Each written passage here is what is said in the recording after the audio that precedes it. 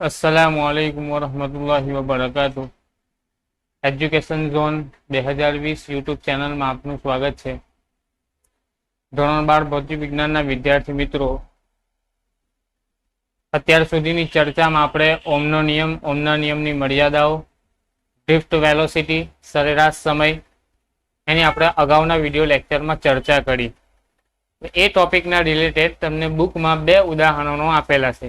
खूब इंटरेस्टिंग उदाहरणों છે। અત્યાર સુધી આપણે શું કરતા હતા, પહેલા અને બીજા ચેપ્ટરમાં થિયોરિટિકલ પોર્શન શરૂઆતમાં પૂરો કરી દેતા હતા અને ત્યારબાદ એક્ઝામ્પલોને ગણતા હતા। મને એવો ખ્યાલ આવ્યો કે ટોપિક ચાલે તેના રિલેટેડ એક્ઝામ્પલ તે ટાઈમે પૂરા થઈ જાય તો તમને વધારે સમજૂતી મળે, એટલા માટે આપણે પહેલા એક્ઝામ્પલ પૂરા કરી લે પછી આગળની થિયરીઓ પર જઈશું। એક્ઝામ્પલની રકમ વાંચું છું।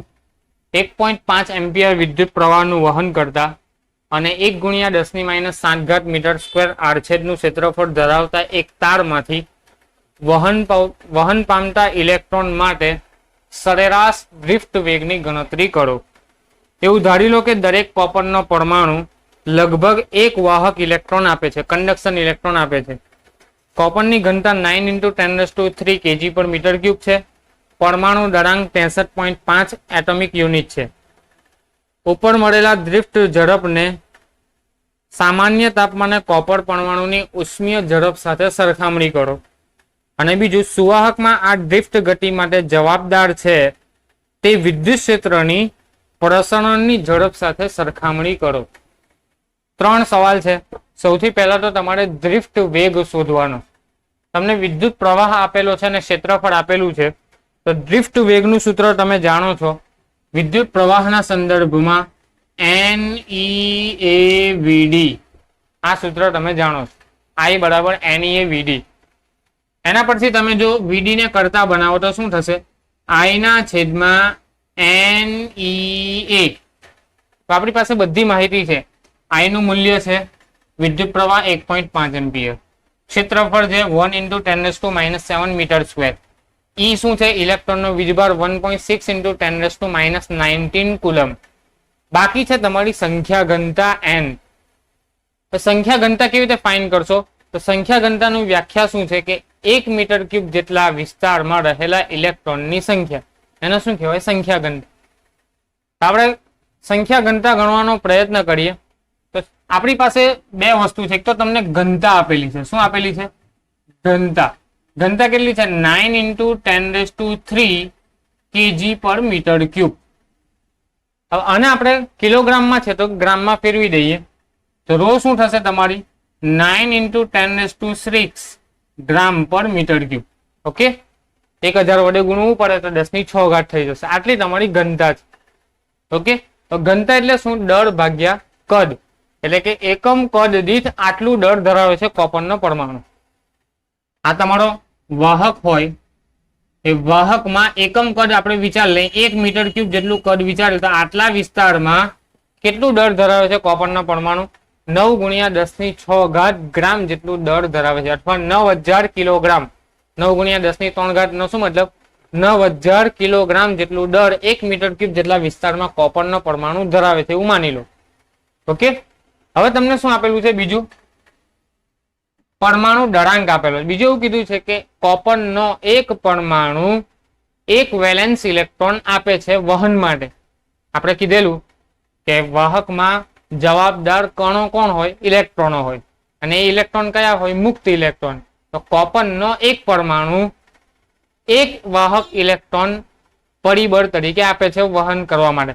હવે આટલો જે તમારો વાહક છે એ વાહકમાં તો ઘણા બધા કોપરના પરમાણુ છે અને ઘણા બધા કોપરના પરમાણુ ઘણા બધા ઇલેક્ટ્રોન આપે। ઓકે, દરેક એક ઇલેક્ટ્રોન આપે તો ઘણા બધા ઇલેક્ટ્રોન, એ ઇલેક્ટ્રોનની સંખ્યા કેટલી આપણે ગણવાની। ઓકે, તો એ આપણે ગણવાનો પ્રયત્ન કરીએ। હવે 1 મોલ પરમાણુ હોય, 1 મોલ કોપરનો પરમાણુ હોય એનું દળ કેટલું થાય? 63.5 એટોમિક યુનિટ अथवा ग्राम। ओके, 1 मोल कॉपरनो जे परमाणु होय तो ए 63.5 ग्राम जेटलो दर धरावे। 1 मोल परमाणु एटले एवोगाड्रो अंक कहेवाय। तो 6 × 10⁻23 परमाणु होय તો એનું દળ કેટલું થાય તમારું 63.5 ગ્રામ. ઓકે, એટલે આટલા પરમાણુ હોઈ શકે. માની લો કે આપણે 1 ગ્રામ માટે વિચાર લે તો 1 ગ્રામ પરમાણુ હોય તો એનું એના અંદર કેટલા પરમાણુ, 1 ગ્રામ તમારું કોપર હોય તો એની અંદર કેટલા પરમાણુ થાય. તમને એવું ખબર છે કે 6 ગુણ્યા 10⁻23 ઘાત પરમાણુ એટલે એવોગ્રેડો અંક જેટલા પરમાણુ હોય તો એનું વજન કેટલું થાય 63.5 ગ્રામ એટોમિક યુનિટ મુજબ.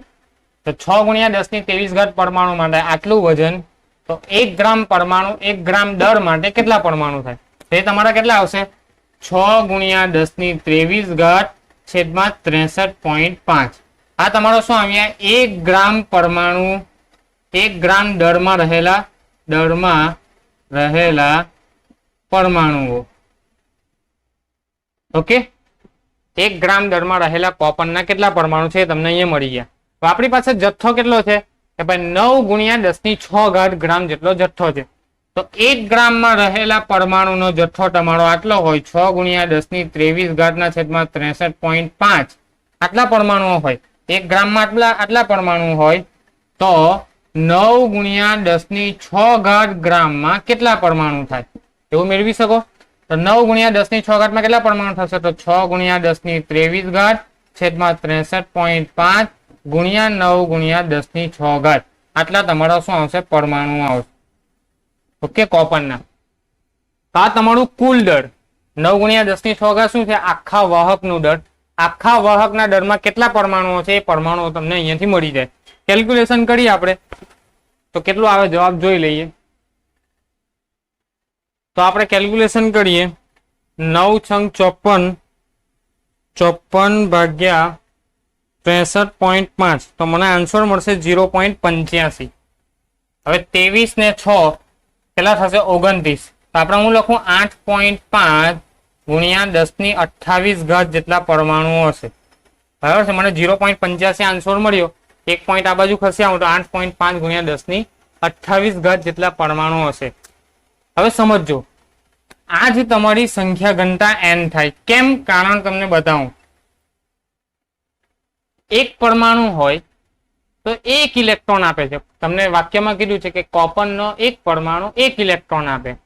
તો આટલા પરમાણુ હોય તો કેટલા ઇલેક્ટ્રોન આપે 8.5 ગુણ્યા 10⁻28 ઘાત જેટલા. સમજ પડી? તો તમને 1 મીટર ક્યુબનું જે કદ આપેલું આટલું આપેલું 9 ગુણ્યા 10�6 ઘાત. એટલા કદની અંદર અથવા એટલા દળની અંદર તમારા પરમાણુની સંખ્યા આટલી આવી. એનો મતલબ કે એમાં ઇલેક્ટ્રોન કેટલા, વેલેન્સ ઇલેક્ટ્રોન કેટલા, તો એટલા 8.5 ગુણ્યા 10⁻28 ઘાત જેટલા તમારા વેલેન્સ ઇલેક્ટ્રોન આવશે. અહીંયા તમને n ની કિંમત મળી ગઈ. ચલો હવે આપણે સૂત્રમાં કિંમત મૂકીએ. આ બધી કેલ્ક્યુલેશન ધ્યાનમાં રાખજો કે 8.5 ગુણ્યા 10⁻28 ઘાત જેટલા તમારા ઇલેક્ટ્રોન આવ્યા. વેલેન્સ ઇલેક્ટ્રોન એને શું કહેવાય વેલેન્સ ઇલેક્ટ્રોન. કે કોપરનો એક પરમાણુ 1 ઇલેક્ટ્રોન આપે તો આટલા પરમાણુ કેટલા ઇલેક્ટ્રોન આપે તો એટલા ઇલેક્ટ્રોન આપશે. બરાબર છે. આ કિંમત આપણે અહીંયા મૂકીએ તો VD ની તમને જવાબ મળશે. VD I ની કિંમત છે 1.5 એમ્પિયર, n ની કિંમત આવી 8.5 ગુણ્યા 10⁻28 ઘાત, E ની કિંમત છે તમારી 1.6 × 10⁻19 કુલમ અને એરિયા છે તમારો 1 × 10⁻7. અને આ કેલ્ક્યુલેશન કરશો તો તમને VD નો જવાબ મળશે 1.1 × 10⁻³ મીટર પર સેકન્ડ. કેલ્ક્યુલેશન તમે કરજો અથવા સમથિંગ અરાઉન્ડ એવું કહી શકાય 1.1 મિલીમીટર પર સેકન્ડ. આટલી તમારી ડ્રિફ્ટ વેલોસિટી આવી. ખૂબ ઓછી ઇલેક્ટ્રોનની ડ્રિફ્ટ વેલોસિટી જે સરેરાશ ડ્રિફ્ટ વેગ છે ખૂબ ઓછો આવ્યો 1.1 મીટર પર સેકન્ડ અથવા મિલીમીટર પર સેકન્ડ. તો આ તમારા પહેલા સવાલનો જવાબ. બીજો સવાલ તમને આપેલો છે કે આ જે ઝડપ છે એને ઉષ્મીય ઝડપ સાથે સરખામણી કરો. ઉષ્મીય ઝડપ કોને કહેવાય કે જે આ ઝડપ તો ક્યારે ઉદ્ભવી જ્યારે એમ તમે બાહ્ય પોટેન્શિયલ એપ્લાય કરો. બાહ્ય પોટેન્શિયલ જ્યારે મળે એટલે વિદ્યુત ક્ષેત્ર ઉત્પન્ન થાય.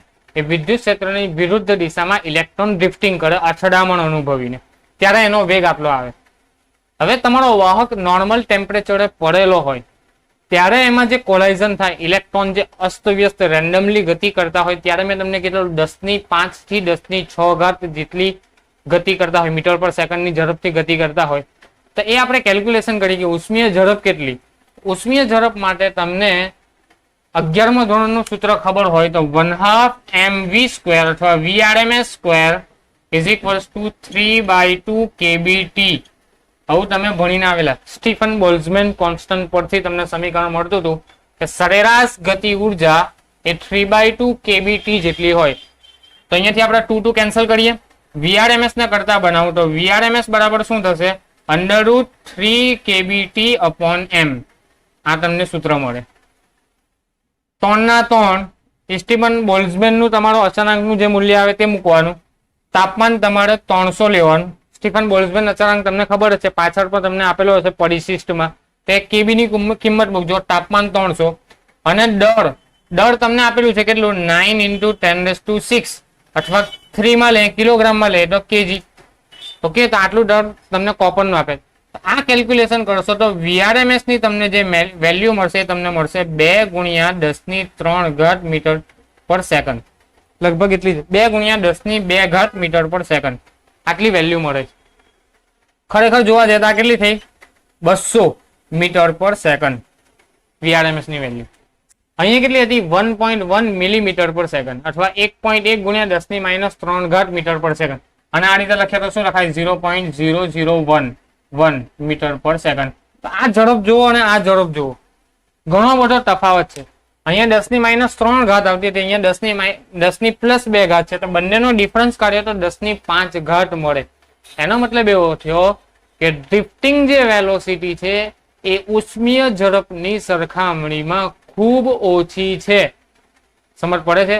જ્યારે બાહ્ય પોટેન્શિયલ તમે કોઈ વાહકને એપ્લાય કરો છો તો ઇલેક્ટ્રોનનું જે ડ્રિફ્ટિંગ થાય છે વિદ્યુત ક્ષેત્રની વિરુદ્ધ દિશામાં, એમાં જે ડ્રિફ્ટિંગ વખતે વેગ ઉત્પન્ન થાય છે જેને આપણે ડ્રિફ્ટ વેલોસિટી કહીએ છીએ, એનું મૂલ્ય ઉષ્મીય ઝડપ એટલે કે નોર્મલ ટેમ્પરેચરે તમારો જે વાહક પડેલો હોય એમાં રેન્ડમલી જે ઇલેક્ટ્રોનો ગતિ કરતા હોય એની જે ઝડપ હોય એની સરખામણીમાં ખૂબ ઓછી છે. અને કેટલી ઓછી? તો 10⁻⁵ જેટલી ઓછી છે. અથવા બીજી ભાષામાં કહ્યું હોય તો ઉષ્મીય ઝડપ ડ્રિફ્ટ વેલોસિટી કરતા 10⁻⁵ જેટલી વધારે હોય છે. આ તમારો બીજો સવાલ કે ઉષ્મીય ઝડપની સરખામણી ડ્રિફ્ટ વેલોસિટી સાથે કરો તો એ તમારો બીજો જવાબ આવશે. ત્રીજું તમને એમાં કીધું છે સુવાહકમાં આ ડ્રિફ્ટ ગતિ માટે જવાબદાર છે તે વિદ્યુત ક્ષેત્રની પ્રસરણની ઝડપ સાથે સરખામણી કરો. તો તમે પ્રકરણ 8 જ્યારે ભણશો વિદ્યુત ચુંબકીય તરંગો, તો ત્યારે તમને એવું કહેવા મળશે કે સુવાહકમાં પ્રસરતા વિદ્યુત ક્ષેત્રની ઝડપ વિદ્યુત ચુંબકીય તરંગ જેટલી, કોના જેટલી હોય? વિદ્યુત ચુંબકીય તરંગો જેટલી હોય. એટલે કે પ્રકાશની જે ઝડપ હોય એ ઝડપના ક્રમની હોય છે. આપણે બાહ્ય આ વાહક છે તે વાહકમાં વિદ્યુત ક્ષેત્ર આપણે એપ્લાય કરીએ. શું કરીએ? વાહકમાં પોટેન્શિયલ ડિફરન્સ એપ્લાય કરીએ, વોલ્ટેજ એપ્લાય કરીએ. વોલ્ટેજ એપ્લાય કરીએ એટલે શું થાય? ધન છેડાથી ઋણ છેડા તરફ તમારું વિદ્યુત ક્ષેત્ર ઉત્પન્ન થાય.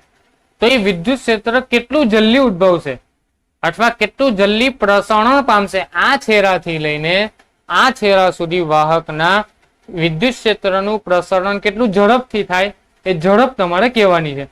8મા પ્રકરણમાં તમે ભણશો કે જે વિદ્યુત ક્ષેત્ર ઉત્પન્ન થાય છે એનું જે પ્રસરણ છે એ વિદ્યુત ચુંબકીય તરંગોના ક્રમનું હોય.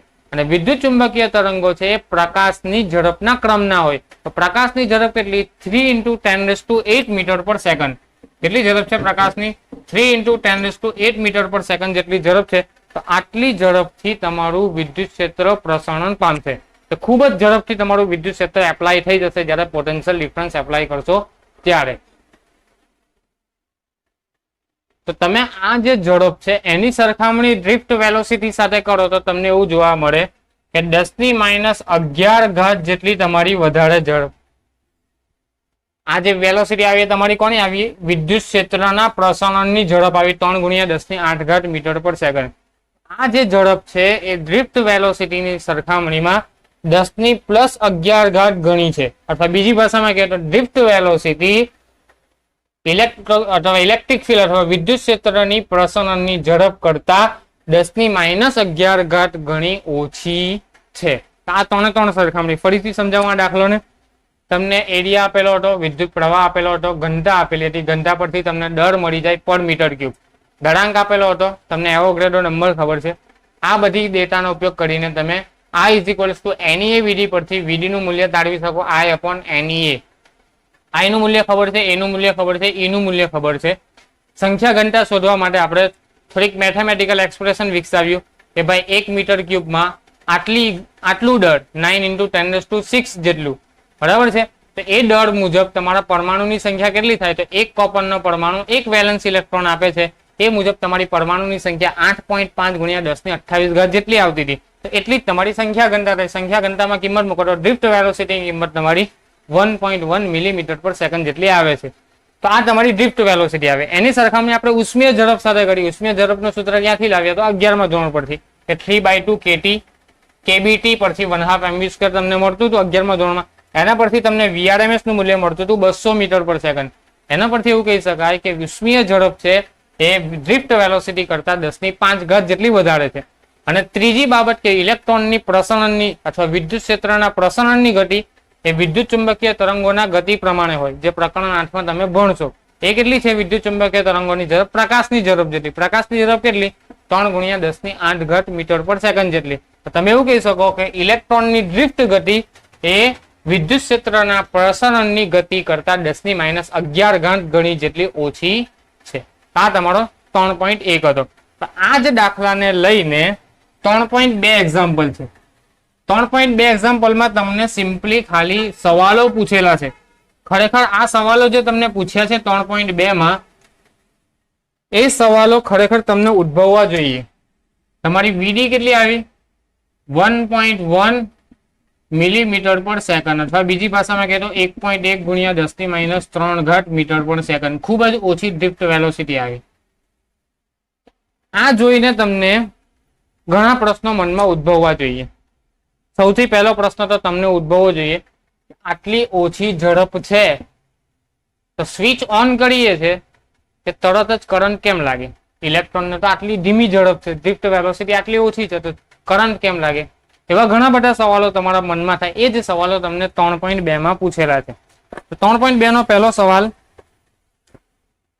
ઉદાહરણ 3.1માં ઇલેક્ટ્રોનની ડ્રિફ્ટ ઝડપ કેટલાક એમ્પિયરના ગાળામાંનો પ્રવાહ માટે કેટલાક મિલીમીટર/સેકન્ડ જેટલી હોવાનો અંદાજ થયેલો છે. કે ભાઈ અમુક પ્રવાહ 1.5 એમ્પિયર માટે તમારી ઝડપ આવતી હતી 1.1 × 10⁻³ મિલીમીટર/સેકન્ડ. તો પરિપથને બંધ કરતા લગભગ તાત્કાલિક જ પ્રવાહનું નિર્માણ કેવી રીતે થાય? તમારી સર્કિટ છે, આ તમારો વાહક છે. ઓકે, આ વાહકમાં અહીંયા તમે કળ લગાવેલી છે, અહીંયા તમારો પોટેન્શિયલ ડિફરન્સ એપ્લાય કરેલો છે +-V વોલ્ટ. હવે જેવી તમે સ્વિચ ઓફ કરો, સ્વિચ ઓફ એટલે કે ઓન કરો, સ્વિચ ઓન કરો, કળ બંધ કરો. અહીંયા તમને શબ્દ આપેલો છે ક્લોઝ સ્વિચ. ક્લોઝ સ્વિચ એટલે કે કળને બંધ કરો. એટલે જેવી તમારી કળ બંધ થાય કે તરત જ તમારો પ્રવાહ વહેવા માટે તરત જ તમને કરંટ લાગે, ઝટકો લાગે. એનું કારણ શું? તમારી ઝડપ તો આટલી ઓછી છે તો પણ તમારો પ્રવાહ આટલો જલ્દી કેમ મળી જાય? એના પાછળનું રીઝન છે કે જે લોકલ ઇલેક્ટ્રોન હોય એ સૌથી પહેલા ડ્રિફ્ટિંગ કરવાની શરૂઆત કરે. લોકલ ઇલેક્ટ્રોનનો શું મતલબ? કે આ પણ તમારો તાર જ છે. શું છે? વાહક જ છે. એવું નથી કે ખાલી વાહક આટલો જ છે. આ તમે જે કનેક્ટિંગ વાયર જોડેલો છે એ પણ તમારો કોપરનો જ હશે. આ તો તમને સમજૂતી માટે વાહક આટલો મોટો દોરેલો છે. ખરેખર સર્કિટ તો તમારી આવી જ હોય, બરાબર છે. આ પ્રકારની તમારી સર્કિટ હોય, અહીંયા તમારી કળ હોય. આ તમારો આખો વાહક જ છે. તો વાહકના નજીકના રહેલા જે ઇલેક્ટ્રોન છે, જે તમારી બેટરીની સૌથી નજીક છે, આ જે તમારો વાહક છે, અહીંયા રહેલા જે ઇલેક્ટ્રોન છે એ સૌથી પહેલા ડ્રિફ્ટિંગની શરૂઆત કરી દે છે.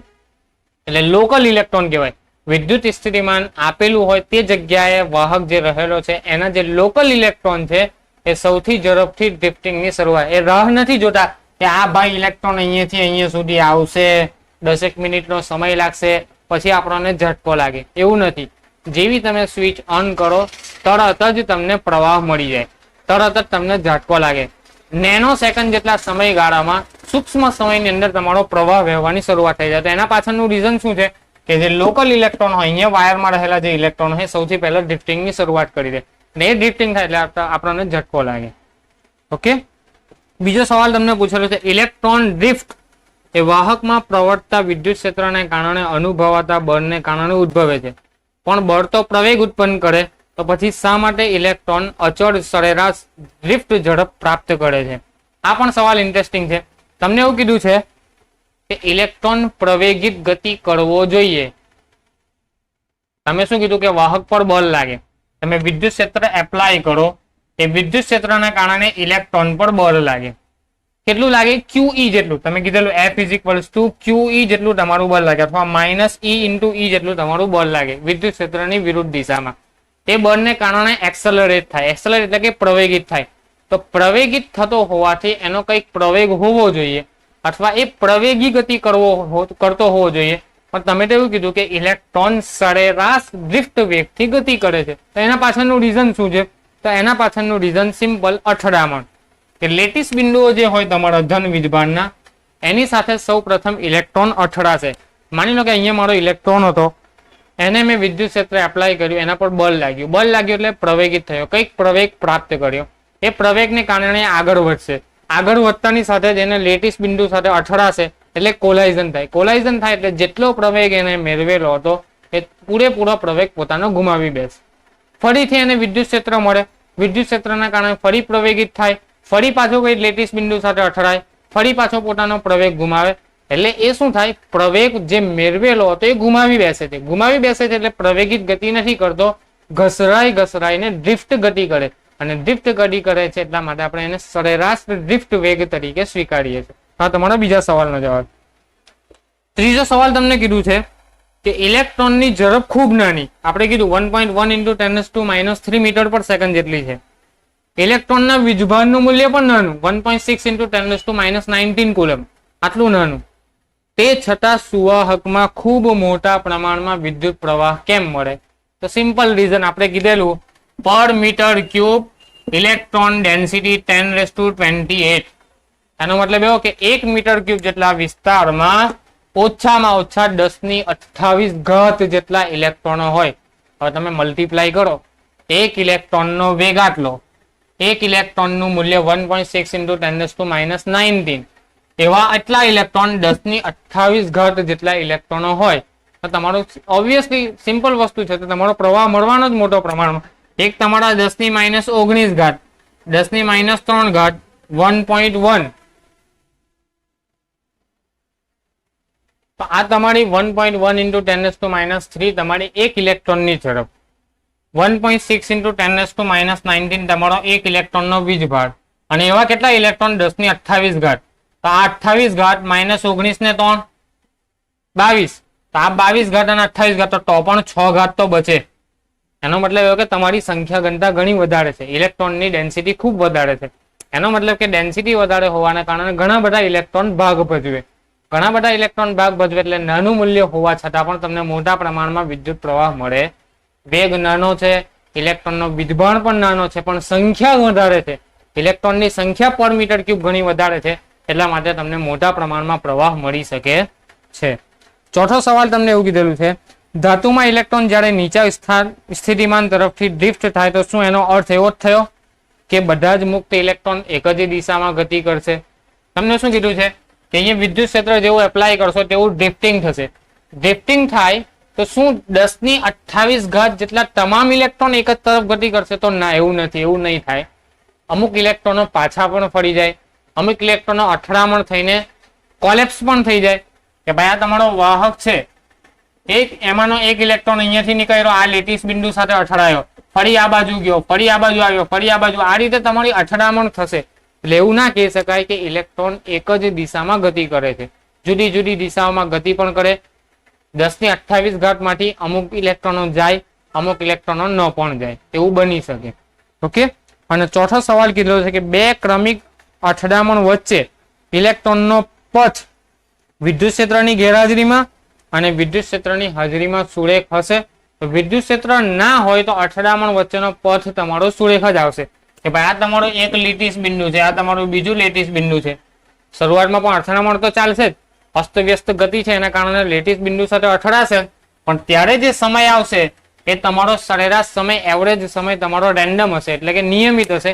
એટલે એનો જે આલેખ દોરો એ તમારો સુરેખ આવશે. બે અથડામણો વચ્ચેના સમયનો જે આલેખ દોરશે તમારો સુરેખ આવશે. તો વિદ્યુત ક્ષેત્રની હાજરીમાં, આ તો તમારું વિદ્યુત ક્ષેત્રની ગેરહાજરીમાં, વિદ્યુત ક્ષેત્રની ગેરહાજરીમાં તમારો આલેખ સુરેખ નહીં આવે, વક્રાકાર સ્વરૂપે આવશે. બરાબર છે. ક્રમિક અથડામણો વચ્ચેનો સમય તમારો જુદો જુદો હોઈ શકે. કારણ શું? શરૂઆતમાં કોઈ પોટેન્શિયલ નથી. ઇલેક્ટ્રોન પોતાની અસ્તવ્યસ્ત ગતિ રેન્ડમ ગતિ કરે છે. રેન્ડમ ગતિ કરે છે એટલે બે કોલાઇઝન જે થાય, એક ઇલેક્ટ્રોન અહીંયાથી અહીંયા અથડાયો, અહીંયાથી અહીંયા અથડાયો, તો ક્રમિક જે બે કોલાઇઝન વચ્ચેનો સમયગાળો છે એ દરેક વખતે સમાન રહેશે. એમાં અહીંયા પણ એટલો, અહીંયા 5 સેકન્ડ લાગી તો બીજા બે કોલાઇઝન વચ્ચે પણ 5 સેકન્ડ, એના પછીના બે કોલાઇઝન વખતે અથડામણ વખતે પણ 5 સેકન્ડ.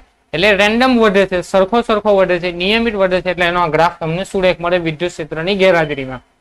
વિદ્યુત ક્ષેત્ર એપ્લાય કરશો તો શું થાય? વિદ્યુત ક્ષેત્ર એપ્લાય કરવાનો મતલબ કે પોટેન્શિયલ ડિફરન્સ. પોટેન્શિયલ ડિફરન્સનો શું મતલબ? વોલ્ટેજને તમે રેગ્યુલેટ કરો, વધારો. જેમ વોલ્ટેજ વધતો જાય એટલે તાપમાન વધે. તાપમાન વધે એટલે અણુઓની ગતિમાં વધારો થાય. એટલે લેટીસ બિંદુઓ પણ અથડામણ વધારે અનુભવશે. અથડામણ વધારે અનુભવશે એટલે સરેરાશ જે સમયગાળો છે એમાં ફેરફાર થશે.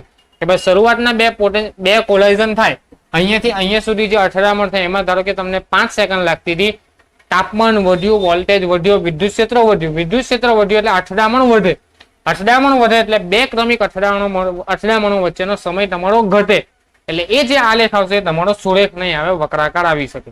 ઓકે, આ સમજ હતી તમારી ઉદાહરણ 3.2 ની. ઇન્ટરેસ્ટિંગ ઉદાહરણો હતા.